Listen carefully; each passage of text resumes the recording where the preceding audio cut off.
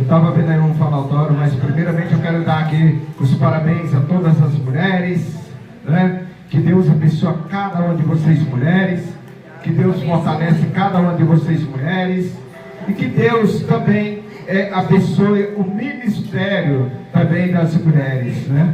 Porque hoje, poucos homens que têm ministério, o ministério maior hoje é das mulheres, porque eu não vejo nenhuma mulher sem ministério, eu não vejo. Eu vejo todas as mulheres com ministério. E eu ainda vou mais longe ainda. Se o homem quiser ser forte, corajoso, ele tem que ter uma mulher do lado dele, né? E ele tem que amá-la, respeitá-la, e além de tudo, né? Não viver de fachada, viver um casamento digno e honesto, porque assim como Moisés teve o seu casamento e vinha muitas vezes as perturbações, né? Vinha muitas vezes as coisas para derrubar o ministério de Moisés, a própria irmã, né? Quis derrubar o ministério de Moisés, mas a mulher era sábia, e a mulher sabia que o ministério precisava dela. Do mesmo jeito também foi o ministério de Josué. Josué, quando ele começou o ministério, ele não tinha mulher, mas ele também não pôde assumir o ministério. Ele não pôde assumir o ministério porque a mulher dele estava sendo preparada para ele. Quando a mulher dele estava sendo preparada, ele não poderia assumir aquele ministério, mas ele estava sendo preparado. E na hora que ele foi preparado para receber a mulher, o ministério dele foi edificado. Então hoje, no Dia Internacional das Mulheres, que nós entendemos, que nós compreendemos que não adianta nós só ter a mulher, e sim, adianta nós respeitá-la, nós amá-la. Pastor, mas você está falando isso na sua casa, como é que você bebe? É só você começar a perceber como é que eu vivo com a diaconisa. É só vocês perceberem, porque o casamento precisa de muitas renúncias. Quando a gente vem para Deus, a primeira coisa que nós precisamos é de renunciar o desejo e a vaidade da carne. Isso é a primeira coisa. Nós temos que renunciar o desejo e a vaidade da carne. Quando nós joga para fora esse desejo fora, Deus prepara uma mulher para nós. Nós temos que fazer a mesma coisa. Nós temos que respeitar essa mulher. Nós temos que amá-la, essa mulher. Nós temos que adorar essa mulher como nós adoramos a Deus. Porque se nós não respeitarmos e não adorar ela, nós também não se adoramos. Porque ela passa a ser carne da carne. Ela passa a ser corpo do corpo. E nós precisamos. Então hoje, nesse Dia Internacional da Mulher, nós vamos aqui está recebendo cada mulher. Eu vou falar pouco, eu vou querer ver as mulheres falar. Mas hoje, eu quero dizer, você marido, você esposo, você hoje entenda que hoje é o dia da tua esposa. Mas se no dia da tua esposa é o seu dia também. Porque ninguém consegue ficar sem a mulher. Ninguém consegue ficar. Pastor, mas eu sou solteiro. Mas você sempre tem uma mulher. Ah, pastor, mas eu sou solteiro, eu não tenho mulher nenhuma, eu não gosto de mulher, mas a sua mãe é mulher. Então por isso que dia de hoje nós respeitamos demais o ministério das mulheres, porque as mulheres de hoje, é um fortalecimento espiritual de um pastor, de um bispo, e seja ele quem for, na intimidade de Deus. Deus, ele não quer uma pessoa sem uma esposa, que para isso ele fez a esposa, Fui questionado nessa semana por um ateu, quando ele falou para mim, que eu adoro quando um ateu vem questionar. Quando o ateu falou para mim o seguinte: pastor, aí vocês falam bonito, vocês pregam bonito, vocês falam as palavras bonitas, mas eu vou te fazer uma pergunta. Eu falei, faz, meu filho. Ele falou assim, mas por que vocês amam tanto a Bíblia, se a Bíblia foi escrita para o homem, se a Bíblia foi escrita pelo homem?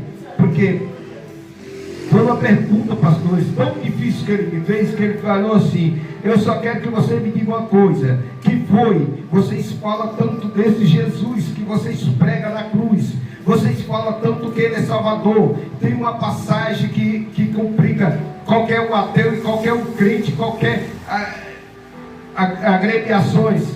Eu falei para ele, qual que é a pergunta, meu filho? Vai logo direto. Ele foi falou assim, Jesus morreu na cruz, certo? Falei, certo. Morreu também um ladrão na cruz, certo? Falei, certo. Ele foi falou assim, Jesus prometeu para esse homem que morreu na cruz, que no mesmo dia eles iam subir junto com Jesus para o paraíso. Aí ele falou para ele, eu te faço a pergunta, se ele não subiu naquela hora para o paraíso, ele também teve um encontro com Maria Madalena, falou para Maria Madalena, para não tocar nele, porque ele ainda não tinha subido no Pai. Como é que esse homem, que vocês tanto pregam, vocês tanto adoram, vocês tanto colocam lá em cima, como é que esse homem não é mentiroso? Ele é um mentiroso ou não é um mentiroso? A pergunta é difícil, né, meus pastores? E se nós não vier no culto, prestar atenção no culto, prestar atenção nas palavras que é pregada, desde a oração até o final, nós não vamos entender nada. Naquela mesma hora, eu tive que respirar e falei para ele, e qual que é a sua dúvida?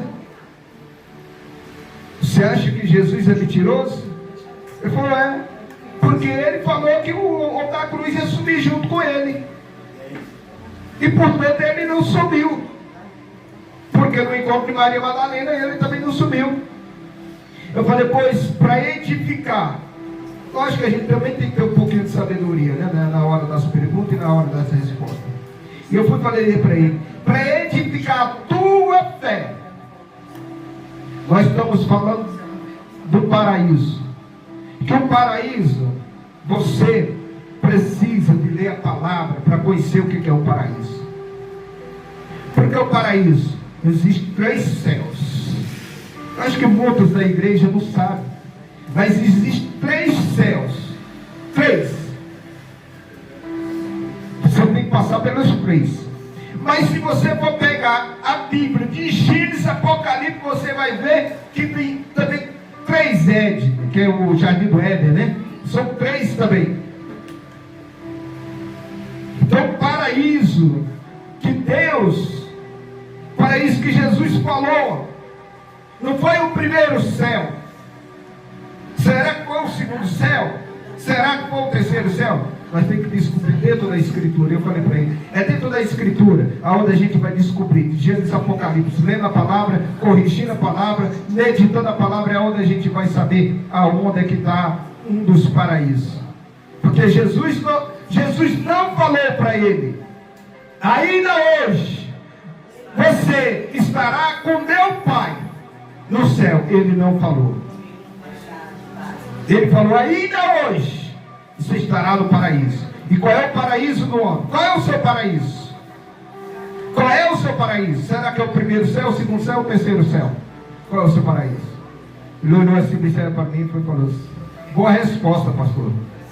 Eu falei, e ainda para edificar mais ainda a tua fé ainda, nós temos que entender que se existe 3 céus, existem 3 paraísos, existem 3 Jardim do Éden na Bíblia. Aonde um é onde estava Adão. Agora os outros, precisa você ver onde estavam as curas. E onde estavam as curas é onde você vai saber que aonde estava os milagres. Aonde tem o Jardim do Éden também, que é o Jardim do Éden dos mortos. Que nenhum morto não pode subir ao Pai. Nenhum dos mortos pode subir ao Pai, enquanto ele não for julgado. Ele tem um paraíso para ele. E assim é a nossa vida. Por isso que é muito bom nós prestar atenção no culto, desde a hora da oração até agora, para que a gente possamos estudar muito isso aqui. Porque muitas vezes a gente é surpreendido. E é surpreendido mesmo. É surpreendido por pessoas. Por pessoas que conhecem a palavra e pessoas que não conhecem a palavra. Tem pessoas que conhecem a palavra, que conhecem muito mais do que eu, porque nasceu em berço evangélico. E se você não tiver cuidado, ele coloca você no bolso com palavras bonitas e palavras que não são verdadeiras e te levam para o caminho errado. Amém? Quero convidar um grupo de louvor para estar louvando a Deus, porque eu estou vendo aquelas mulheres bonitas que vão subir para o céu, né? Eu estou vendo que hoje estão separadas, viu? Sei que vai acontecer hoje aqui não, viu, meu pastor? Será que hoje é o dia das mulheres mesmo? Então elas vão trabalhar hoje, né? É lá mesmo.